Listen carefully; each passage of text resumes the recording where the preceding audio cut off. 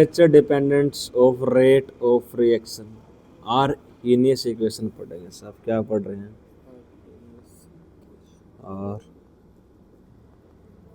Heinous equation क्या temperature dependent आपके पास कि आर हीनियस ने बताया था temperature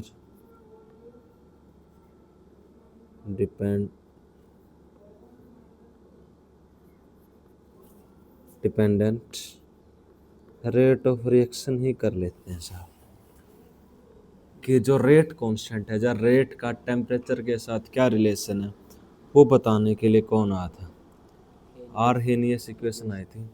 are heinous equation starting होती है, वो कहती है कि जैसे हमने पढ़ा था, कल हम पढ़ चुके टेम्परेचर का और रेट का रिलेशन, कि एवरी 10 डिग्री सेल्सियस टेम्परेचर के इंक्रीज करने से जो रेट ऑफ रिएक्शन है वो कितने टाइम इंक्रीज हो जाते हैं?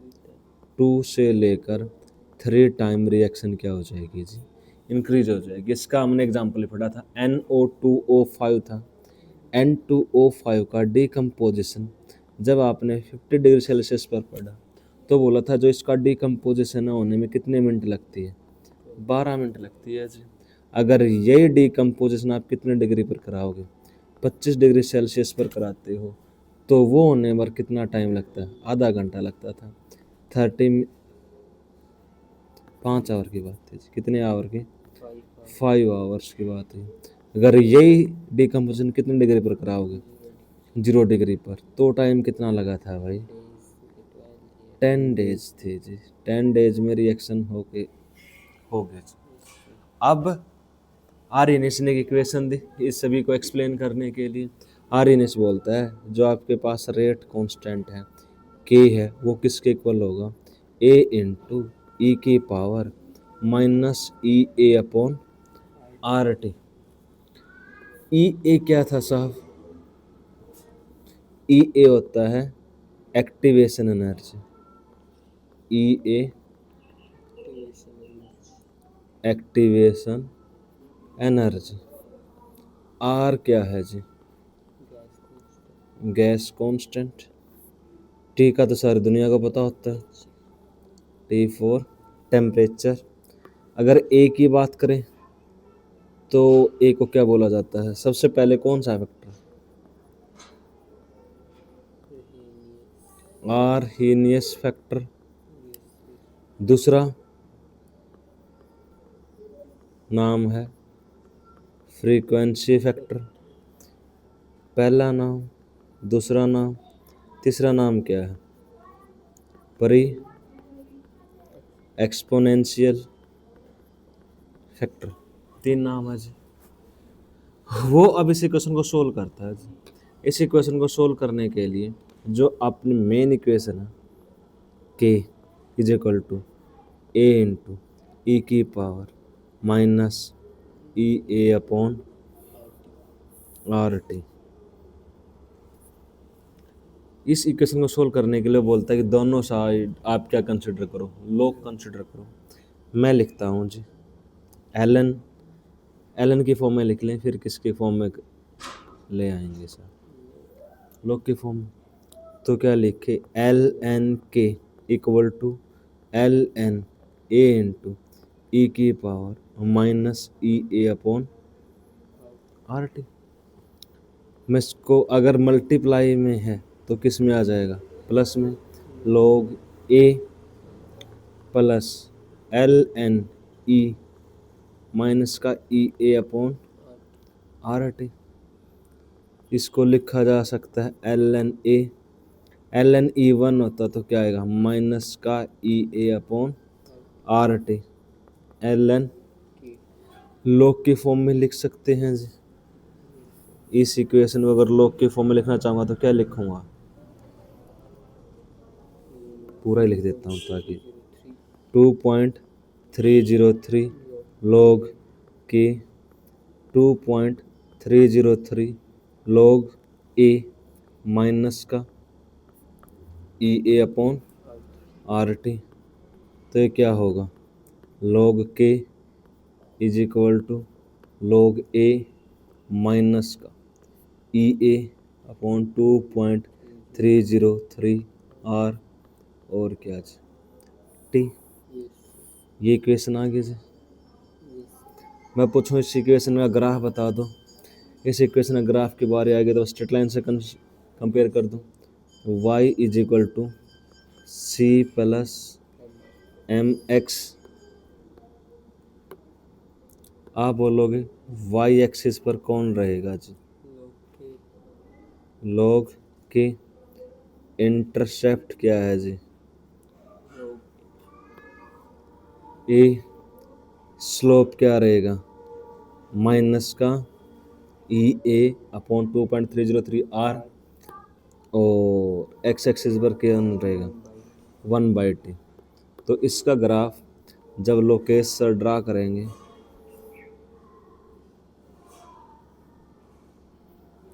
ग्राफ होगा किसके बीच में? कि 1/t के बीच में। तो कैसा आएगा? स्ट्रेट लाइन आएगा, decrease.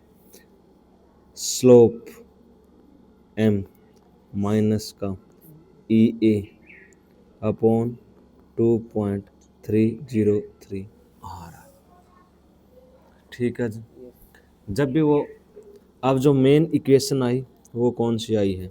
log K equal to log A minus का ई ए अपॉन 2.303 आर इंटू टी।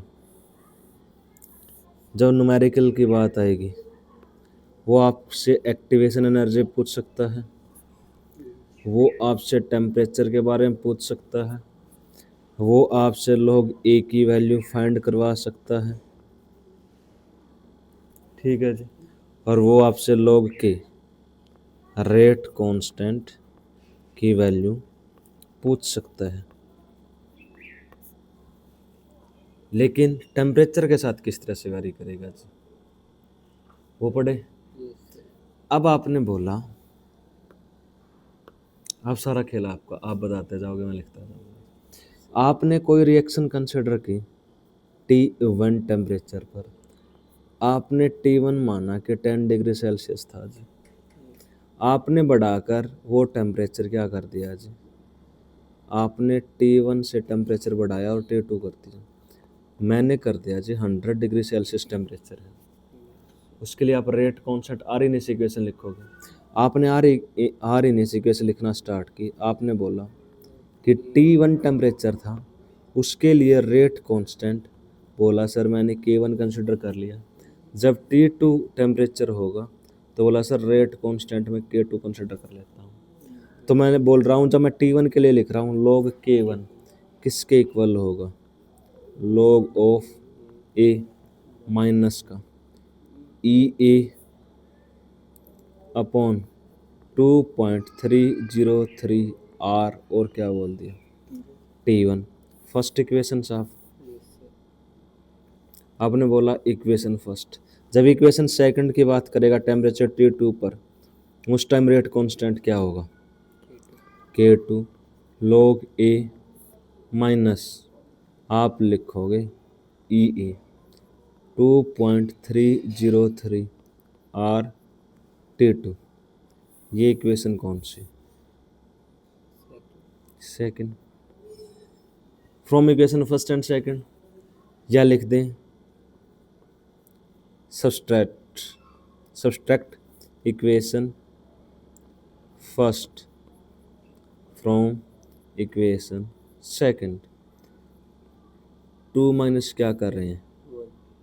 1 कर रहे हैं। तो लिख सकते हैं log K2 माइनस का log K1।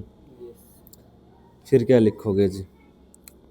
log of A minus का ई ए अपॉन 2.303 आर T2 माइनस का log of A. Minus minus plus हो जाएगा तो आप लिख दोगे प्लस ई ए अपॉन 2.303 आर T1। जो चीज कट रही है उसको कट कर दो, log a से क्या कट गए, log a। जो चीज कॉमन आ रही है, कॉमन क्या आ रहा है जी, ई ए अपॉन 2.303 आर, ये सारी चीज क्या आ रही है जी, कॉमन। जो चीज कॉमन आ रही है वो कॉमन लिख दो। मैं पहले कौन सी टर्म को लिखता हूँ, इस वाली टर्म को लिखता हूँ क्योंकि ये पॉजिटिव है। ये टर्म क्या है आपके पास, नेगेटिव। ये कौन सी रही, ये कौन सी है। log की प्रॉपर्टी पता आपको, log k2 माइनस k1 है, अगर माइनस में है तो क्या आ जाएगा, divide, k2 divided by equal to. अब आप लिखोगे ई ए, लिख ही देता हूँ, 2.303 आर T1 माइनस का ई ए अपॉन 2.303 आर T2। जो चीज़ कॉमन आ रही है आपने कॉमन लिख लीजिए। कॉमन आया था ई ए 2.303 आर, आप लिखोगे 1/T1 माइनस का 1/T2। ठीक है जी, ये किसके इक्वल आएगा, log k2 बाई, ये इक्वेशन आ गई जी। इस इक्वेशन का आपको यूज़ करना, मैन इक्वेशन। ये अब क्या बताती है कि रेट कांस्टेंट बढ़ेगा या घटेगा, वही बात है 10 डिग्री सेल्सियस इंक्रीज करने से। अगर वो बोल रहा है टेम्परेचर T1 आपके पास क्या था, 10 डिग्री सेल्सियस, टेम्परेचर T2 आपके पास कितना था, 100 डिग्री सेल्सियस, कौन सी वैल्यू आपके पास ग्रेटर देन है। आप T1 फर्स्ट वैल्यू क्या है, ग्रेटर देन, मैं 1/10 करूँगा तो वैल्यू क्या आएगी 0.1/T2 करूँगा तो वैल्यू क्या आएगी 0. आप 0.1 में से 0.11 क्या करेंगे, माइनस करेंगे, तो ये वैल्यू क्या आएगी, पॉजिटिव आएगी। ठीक है जी, तो मतलब ये इतनी वैल्यू है, ये वाली वैल्यू, इसका रिजल्ट कैसा रहेगा, ये रिजल्ट कैसा आया साहब, पॉजिटिव। और जो पहली टर्म है ये कैसी है, ये भी पॉजिटिव आपके पास, ये पॉजिटिव, और ये रिजल्ट भी कैसा आया, तो ऑल ओवर रिजल्ट क्या आया, जब log k2/k1 की वैल्यू क्या आ रही है, पॉजिटिव आ रही है।